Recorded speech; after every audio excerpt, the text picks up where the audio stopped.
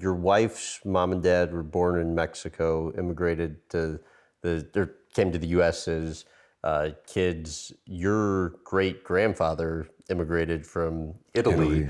To the States, Iron Mountain in the late 1800s. What happened with the railroad and the mine? Well, that was my great-grandfather, Right. yes. My great-grandfather, that's what they did up there. It was mining and railroads. And I don't even know the whole story, but he was killed in a tragic accident that way. My grandfather then started his own business, and that my dad took over, and that's where all the grandkids worked. I think there were 17 or 18 of us at Tom Izzo and Sons and grandsons as it went on. But it was a shoe repair shop. They called it the Shoe Hospital.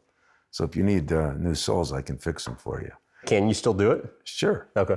You need the equipment, but I can still do it. But then it became a jack of all trades. My uncle took over one part, and he was in laying carpeting and that. So I've done that in one or two of my houses.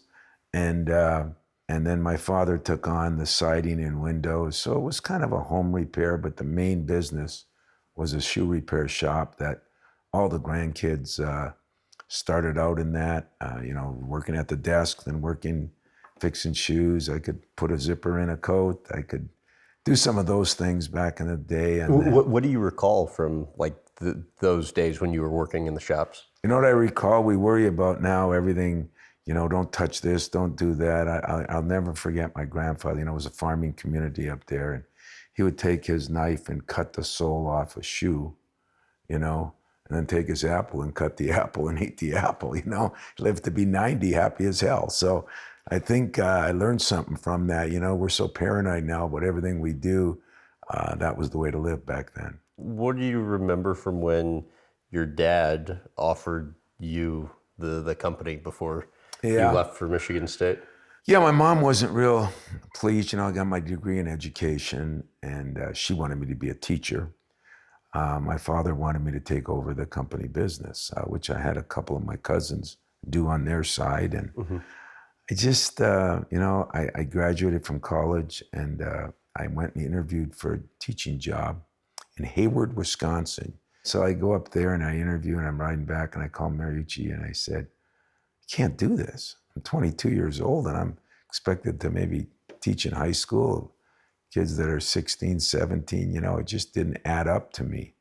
So like all of us, you don't know what you're gonna do. I tell my players to this day, I think it's one of the hardest times in your life, because you got your degree, now what do I really wanna do? And since I didn't know, went back to work on my master's and became a GA there. What do you think you learned from your mom? My mom was awesome. She was a 4.0 student. She was a nurse. She's 96 years old and still alive. And you moved her to Appleton? Appleton. My sister lived in Appleton, and kind of wished I would have moved them here because they love basketball. They love football. They love sports. But I think there's always a comfort level being with the daughter. And so I moved them about 2 blocks from my sister. And that was about 15 years ago. My dad died about 6 years ago. I've been told to ask you to teach me some words in Panese. Yupanese. Yupanese. You're close.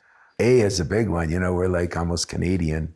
It's a lot of A's. I still have my accent, but after 30 some years, I've lost part of it. You got to know what a pasty is. Someday I'll take you up there and tell you what a pasty is. We laugh at Tom a lot of times because he'll come up with a word, and I said, Tom, that's not a word, and he'll come up with phrases or things that he says. He's very proud of his UP roots, and sometimes he'll just come up with some random words or phrases, and we just think it's funny. I've been told you haven't lost that much of it, though. Probably true, I feel I have, but I guess when I talk to people, I recruited a kid from Toronto that was on our championship team, and then I ended up hiring him for a while, and it was good to have him around because the A's and A's were real good. We both spoke a little Canadian or Yupanese, either way you want to look at it.